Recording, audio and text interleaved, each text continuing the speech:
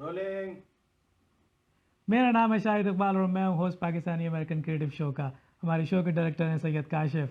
आज के एपिसोड में हम आपकी मुलाकात एक ऐसी लड़की से करवा रहे हैं जिन्होंने अभी अभी अपनी फिल्मिंग करियर का आगाज़ किया है। तो आइए सुनते हैं हिबा सैयद की कहानी हिबा सैयद की ज़बानी। Make sure you like, share, subscribe, and comment.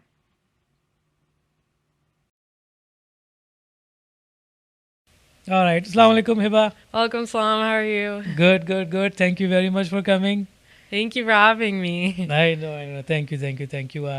You have been on the list. So, um, Hiba, it's so encouraging to know that young people from our community are now taking on to diverse career fields, and I ever since I found out about you, always wanted to talk at length, and thank you very much for accepting this invitation. So let's get right into it. Hiba, tell our audiences where you started, how you started, and how has been the journey so far. Yeah, so I think it's definitely been, I feel like my journey is like, alhamdulillah, it's been good, but there's always been those bumps in the road being Right. young Right. and so many different like minorities, especially like in such a creative industry where Muslims and Pakistanis are so underrepresented. I think it's been a fight to get to where I am. I feel like a lot of people, um, around me, like, have had more of a, I guess, consistent way of getting into the industry. And for me, I feel like, it was based on what I wanted to do and creating my voice and my style and what I wanted to do, not what my parents wanted me to do, not what anybody else wanted to do, because I feel like, a big burden that, I mean, like a grateful burden is to be representing like such a strong community, like, and doing that accurately, like doing Pakistani and Muslim and all of that, like, just to like the best I can is something like I hold every day with me, is like to be genuine in like how I feel and be unique and creative in my voices, and not just like the way that people expect you to be, but in the way that I genuinely want to. Right. Right. Yeah. No, absolutely. And I think it's about time that more of us need to be in these fields, in front of many cameras, on stages, on Yeah. voiceovers, you name it. I Yeah, think exactly. there has to be more people behind camera doing multifaceted things. Um, so tell us about your current project. What was the inspiration behind it? Um, you have just finished filming it, as I understand. Yeah. So tell us about your challenges, your who helped you, who did not. No, Yeah. you don't have to, name and shame. But tell us about your current project. Yeah, so my short film Motion right now, it's my baby. Because I think like a lot of the short films I've done in the past were really like finding my voice, but this is about mental health. So Motion is about a girl who has an amazing relationship with her sick father, and instead of taking care of her mental health and her issues, she throws everything into trying to be the perfect daughter for her father. And in the film, she discovers the ability to pause time. And in that, the reason she gets the power is to be able to take that time when she feels she's so caught up, to be able to go through what she goes through. And throughout the whole thing, you just see her be genuine with herself and really care for herself. And I feel like personally, I struggle with it every day. Like, I think everybody like has their issues, and like especially in the Pakistani community, it's so taboo to talk about it. And that's really something that I'm very passionate about changing and making making it non-judgmental, Yeah. making it, you drop your barriers, you drop your judgment, and you are actually there to listen and understand and care for somebody rather than what other people are going to think of you. I think that's, I've always been so passionate about being unique to who you are, and also your weaknesses are so much your strengths. There's more strength in sharing your problems than there is in hiding them. And that's definitely like something with the film is you'll see our actor Simran Leilani, who does an amazing job as Marissa. She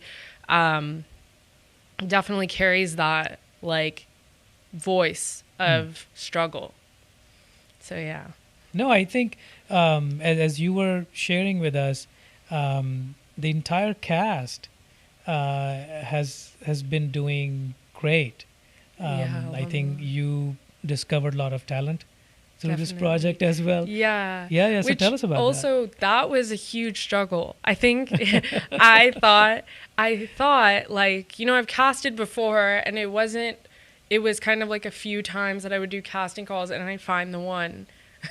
The one. But like then I think I went through like 6 months of casting just alone to find the actors that I wanted, because like it's important, you know, with such a strong message to find the right actors, but also being Pakistani and doing such a creative field is very difficult in like our community to like have that normalized, because there's a certain expectation with it.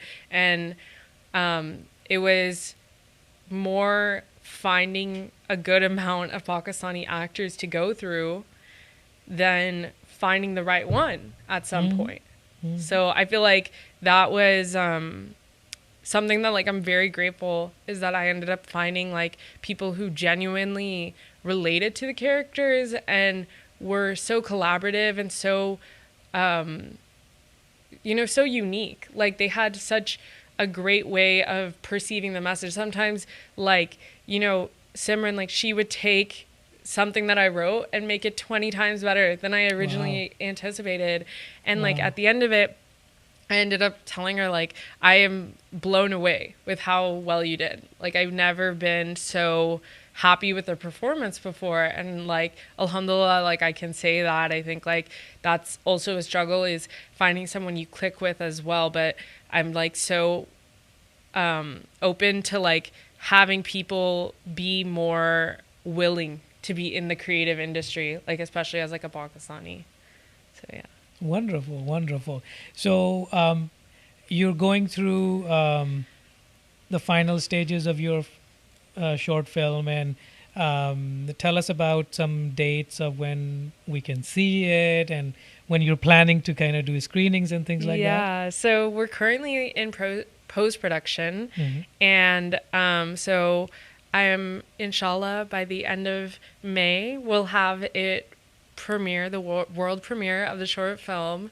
May is Mental Health Awareness Month. Right. So that is a big goal of mine, is to have those resources available. And like another thing with the short film is I'm really passionate about creating resources, because a lot of people say mental health is important and then they do absolutely nothing about it. They're like, yeah, you're right. Yeah. And then they just like turn the page. And I think that goes not just for mental health, but for so many things that are happening in the world right now. And as someone like who, you know, has been so aware of that, that's such a big goal of mine, is to change that into where people really like pay attention to what's going on in front of them. Yeah, and I think that's what you and I were talking earlier, that there has to be more roadmaps, more practical approaches, more practical steps that a person can take when he or she is experiencing those kind of situations. So I think you also shared with me that while you were making the short film, you were also working on a feature-length film. Is that true? Yeah. So I think the story of how I came to this film is kind of funny, because at the time I was in college, I was working like so many hours of school, and I was taking a screenwriting class.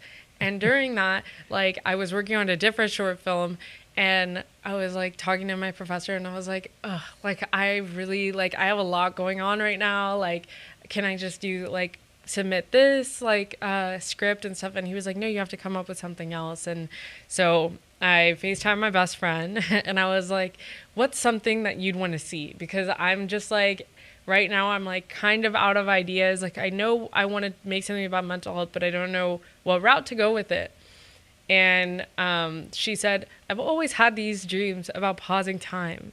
And I was like, okay, like I'll like kind of like workshop it. And so then I ended up scrapping that project and I wrote a feature length film for this. And that was a huge, I think, personal journey for me because at that time I was struggling with my own things and I ended up putting so much into this character than I think I ever have before. And in the feature film, what's different from the short film to the feature film is that, 20 minutes of a short film of mental health can't really show all of the trials and tribulations, but in the feature film, it really like goes into the wrong choices you can make or like whatever wrong means and learning those lessons and learning your attachment style and learning your relationships and how to heal properly. And that's something that I feel like I'm still growing to learn every day is how to heal properly. And so many people need to have an inspiration to be able to heal. Right. There's like, I mean, I avoid healing every day. And I think so many people can relate to that. And I'm really passionate about making people go down the right path as well. Yeah, and no, absolutely. I think there are so many layers that a person has to peel through when you are, going through this situation. So, Hiba, tell us how your. It's a very standard question for Pakistanis. So, how did your family take all of this? That's a great question. Because Yeah. my family is at a point where they're like, okay, it's a lost cause, so it doesn't really matter what Shahid does next. I never followed a path anyway. So how did it happen with you? Yeah, so ever since I was a little girl, me and my sister and my cousin, we would make these like web shows. And it was before YouTube even started. YouTube started and we used to make this like web show. And I would always be like directing and holding the camera, but that was always like a hobby of mine. And throughout my life, both of my parents are doctors. And like I respect that so much because doctors is an incredibly hard path as well. And growing up, I was like, I'm going to be pre-med. I'm going to be a doctor. I want to do this. I want to like help people. That was a huge thing for me.